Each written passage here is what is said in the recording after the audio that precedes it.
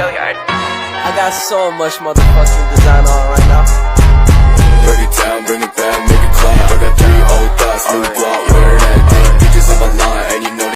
Shalom, perkenalkan nama saya Julita Antara dengan NIM 2214201090. Saya dari kelas A3 Keperawatan semester 2. Saya adalah mahasiswa aktif di Universitas Pembangunan Indonesia Manado.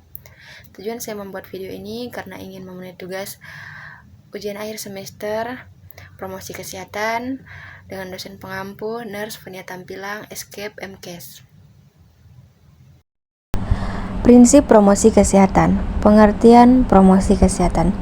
WHO berdasarkan Piagam Ottawa 1986 dalam Harry D.J. Maulana 2009 mendefinisikan promosi kesehatan adalah suatu proses yang memungkinkan individu meningkatkan kontrol terhadap kesehatan dan meningkatkan kesehatannya berbasis filosofi yang jelas mengenai pemberdayaan diri sendiri.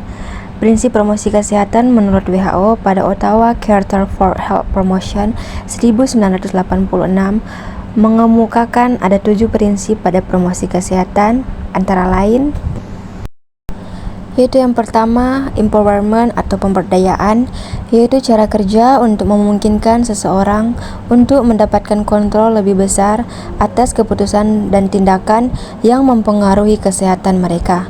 Yang kedua, partisipatif atau partisipasi, yaitu di mana seseorang mengambil bagian aktif dalam pengambilan keputusan.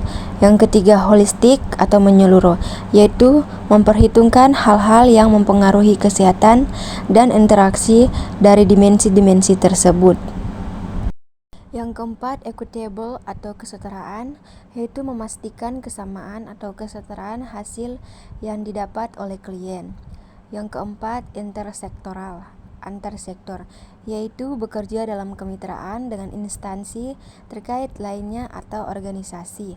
Yang keenam, sustainable atau berkelanjutan, yaitu memastikan bahwa hasil dari kegiatan promosi kesehatan yang berkelanjutan dalam jangka panjang.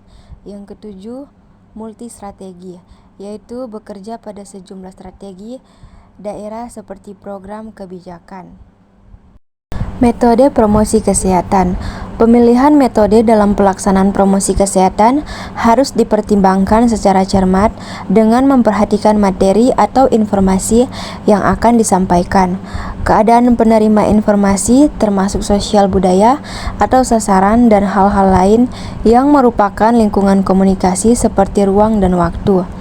Jenis-jenis metode promosi kesehatan secara garis besar, metode dibagi menjadi 2, yaitu metode didaktif dan metode sokratif.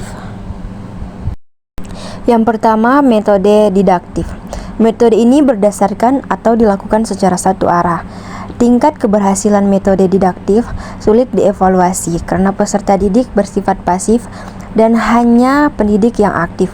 Misalnya ceramah, film, live ad, booklet, poster, dan siaran radio. Yang kedua, metode sokratif. Metode ini dilakukan secara 2 arah. Dengan metode ini, kemungkinan antara pendidik dan peserta didik bersikap aktif dan kreatif. Misalnya diskusi kelompok, debat, panel, forum, seminar, bermain peran, curah pendapat, demonstrasi, studi kasus, lokakarya, dan penugasan perorangan. Metode promosi kesehatan dapat digolongkan berdasarkan teknik komunikasi, sasaran yang dicapai, dan indera penerima dari sasaran promosi. Teknik dan strategi pendidikan dalam promosi kesehatan, yaitu yang pertama, kebijakan berwawasan.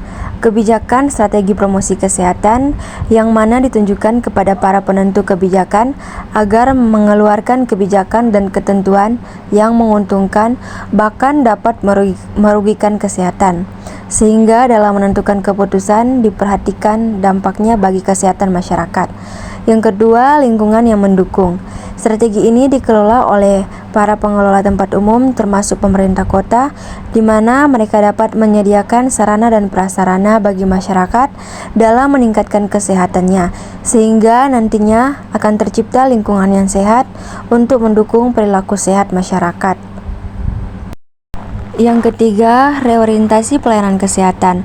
Realisasi dari reorientasi pelayanan kesehatan ini adalah para penyelenggara kesehatan baik pemerintah maupun swasta harus dilibatkan dalam memberdayakan masyarakat agar dapat berperan bukan hanya sebagai penerima pelayanan kesehatan, namun dapat menjadi penyelenggara pelayanan kesehatan. Yang keempat, keterampilan individu. Strategi ini mewujudkan adanya keterampilan individu-individu dalam meningkatkan dan memelihara kesehatannya. Langkah awal untuk strategi ini adalah pemberian pemahaman tentang penyakit dalam bentuk metode atau teknik kepada individual, bukan dalam bentuk massa. Yang kelima, gerakan masyarakat. Adanya gerakan dari masyarakat itu sendiri dalam meningkatkan dan memelihara kesehatannya. Hal ini akan tampak dari perilaku masyarakat untuk memelihara dan meningkatkan kesehatannya.